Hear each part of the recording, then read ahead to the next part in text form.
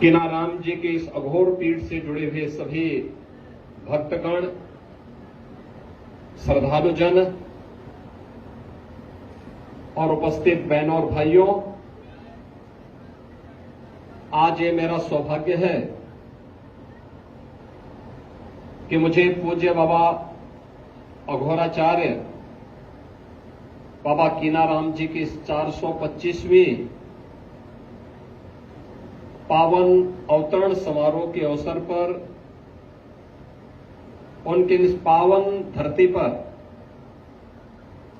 जिस धरती को यह सौभाग्य प्राप्त हुआ है कि आज से 425 वर्ष पहले उन्होंने इसी गांव के इसी स्थान पर अपना दिव्य अवतरण के माध्यम से तत्कालीन समाज की कुरीतियों को दूर करने के लिए एक दिव्य साधना को आगे बढ़ाने का कार्य किया था। ऐसे पूज्य अघोराचार्य बाबा कीनाराम जी की इस पावन जयंती कार्यक्रम पर मुझे आप सबके बीच आने का सौभाग्य प्राप्त हुआ है। मैं इस अवसर पर पूज्य अघोराचार्य बाबा कीनाराम जी के श्री चरणों में कोटि कोटि नमन करते हुए आप सबका हृदय से अभिनंदन करता हूं, स्वागत करता हूं। मैं इसे बाबा की ही कृपा मानता हूं। मुझे कहां आज सोनभद्र में रहना था, मैं आ गया चंदौली में। यही होता है। और मेरा यह मानना है कि बाबा की कृपा के बगैर संभव नहीं था। लगता है बाबा कुछ और उनको मंजूर था और मुझे यहां चंदौली में यहां आने का आज पुनः सौभाग्य प्राप्त हुआ है। ये सच है, जन्म से ही वे दिव्य विभूति थी। एक कुलीन परिवार में उनका जन्म हुआ। उनके पूज्य माता जी, उनके पूज्य पिताजी गांव के एक धार्मिक, एक सभ्य परिवार,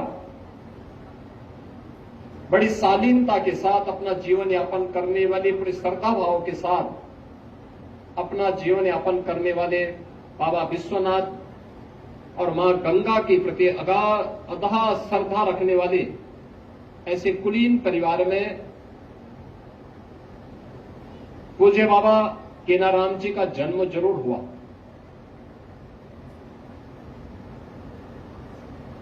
एक साधना के माध्यम से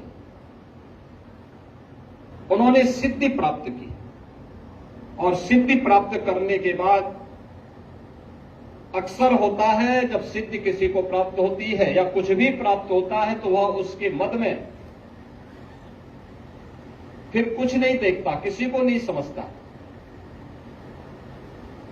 प्रभुता पाई काई मद नहीं, संत तुलसीदास जी ने भी कहा। लेकिन बाबा ने अपनी साधना का उपयोग, इस सिद्धि का उपयोग राष्ट्र के कल्याण के लिए किया, लोक कल्याण के लिए किया। उस समय की समाज की बिगड़ती हुई स्थिति को एक देखते हुए कि देश क्यों गुलाम हुआ, क्यों विदेशी आक्रांता सफल हुए। एक तरफ उन्होंने समाज को जोड़ने का काम किया, दलितों को, आदिवासियों को, वनवासियों को, गिरवासियों को बिना भेदभाव से मुक्त एक ऐसे समाज की स्थापना का अलग जगाया था जो एक अघोराचार्य को ही के द्वारा ही संभव था, एक योगी के द्वारा ही संभव था, एक संत के द्वारा ही संभव था। उच्च कुलीन परिवार में जन्म लिया, लेकिन उन्होंने कहा नहीं, छूत अस्पृश्यता के भाव को त्यागना होगा, तभी ये देश सुरक्षित हो पाएगा। और यहां के दलितों को, वनवासियों को, यहां के जनजातीय समुदाय को उन्होंने बड़ी संख्या में अपने शिष्य के रूप में स्वीकार करते हुए उनके जीवन को प्रशस्त करने के लिए अनेक कार्यक्रम चलाए।